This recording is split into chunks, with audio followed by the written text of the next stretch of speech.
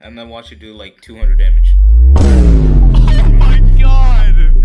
Those 2000.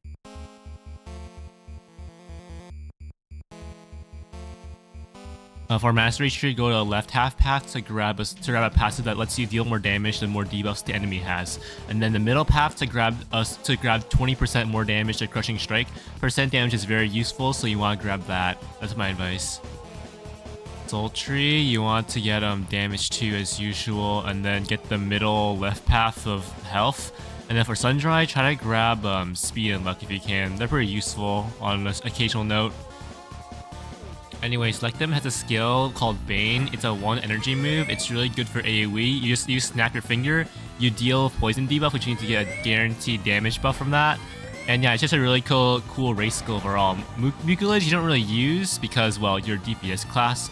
But you also go Alchemist because you can inflict a lot of debuffs, which means your potential to gain damage buffs from nothing is pretty high. And then, oh my god, another Clone Trooper build. Unbelievable!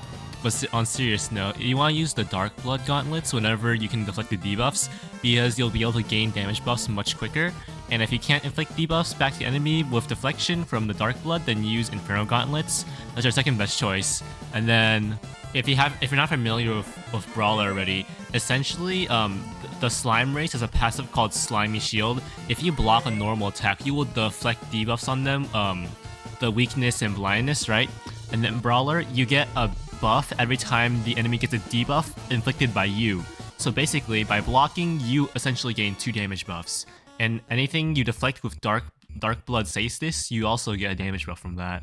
And because this is Yartle and he spews fire, you can deflect the fire to trigger Dragon Ring as well, which means you are killing like 3 birds with 1 stone, which is why Brawler is such a good synergy with the Slime Race and the Dark Blood Gauntlets.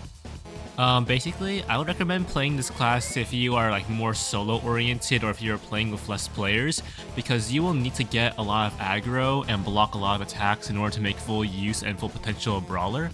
It's still okay in co-op, like full parties. It'll just be really hard to get your maximum DPS output because you're more reliable solo for those damage buffs. As you see, like because you can only target me, I'm always getting those damage buffs. And then for Thorian, the setup is the exact same as you would do for any class. There's not really much to say about that. I guess you just meditate 2 times at the start. And then for artifacts, you basically run Stellian Core because there's nothing else you could really run.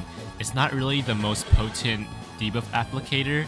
Even though Party Table is a very high multi-hit move and could be used to apply debuffs, it's very unreliable. And for Burst Barrage, I haven't really talked about Burst Combo because it's really low damage after the initial nerf, and like I don't really use it because it usually does less damage than a barrage half the time, so I don't really find it useful, even when it's empowered when the enemy is like defense broken. On a note about defense break, you want the enemy to have defense break even if you or someone else applies it, because it empowers your moves like the Crushing Strike Mastery, Burst Barrage, even though it's useless, and their Party Table. It also does more damage overall.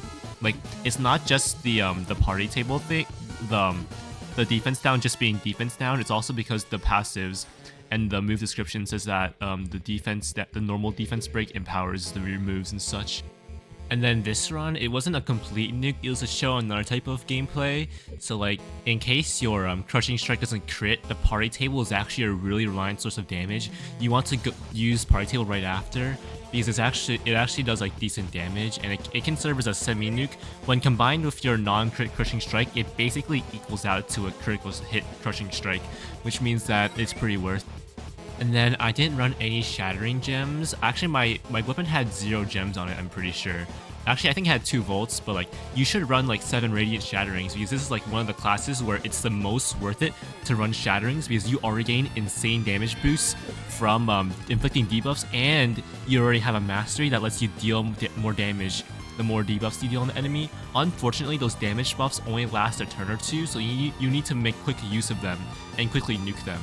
Also, Alchemist Pot does really good damage. I had a run where it did 700 damage from just like setting up my stuff. So I don't know why the potion does so much damage, but I recommend you grab Alchemist. It's really good. And then Covenant is just Saints Blades of the World as usual.